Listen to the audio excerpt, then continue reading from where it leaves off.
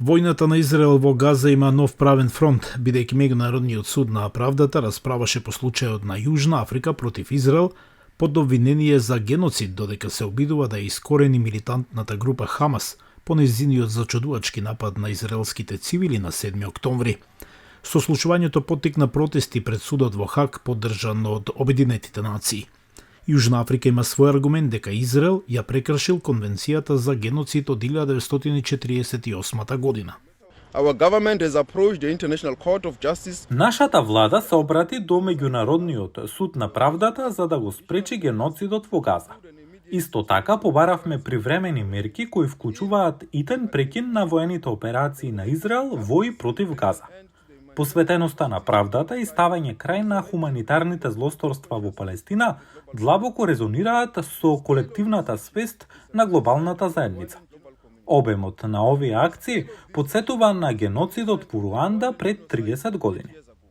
Официјално Соединетите Американски држави, главниот сојузник на Израел, не се согласуваат.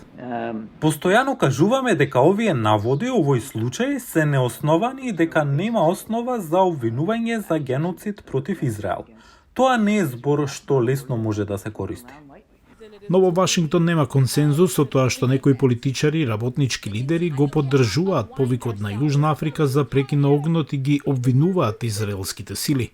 Службеник на Стейт департментот, кој поднесе оставка во знак на протест, поднесе документ до судот за поддршка на Јужна Африка. Не тврдам дека треба да има посебен стандард за Израел, повисок или понисок. Едноставно тврдам дека постои глобален стандард и треба да се држат сите наши партнери до тоа. Ние треба да се држиме до тоа. Во случајот со Израел постојат закони кои едноставно се оставаат настрана, се занемаруваат, различно се толкуваат или постапуваат поинаку. А тоа се чини дека не е во согласност со американскиот пристап кон меѓународното владење на правото. Јужна Африка долго време ја поддржува палестинската кауза, а поранешниот претседател Нелсон Мандела рече дека нашата слобода е нецелосна без слободата на палестинците. Аналитичарите велат дека станува збор за многу повеќе од самото однесување на Израел.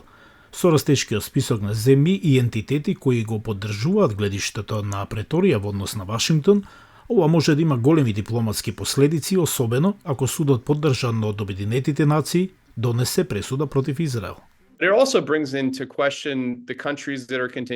Тоа исто така ги доведува во прашање земјите кои продолжуваат да го поддржуваат Израел и да му даваат оружје на Израел и да му обезбедуваат разузнавачки информации на Израел и се друго.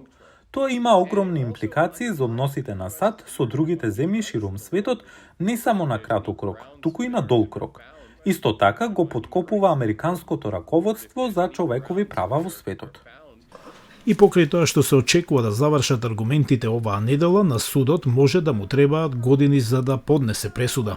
Во меѓувреме, војната продолжува, бројот на загинати се зголемува, а семејствата страдаат.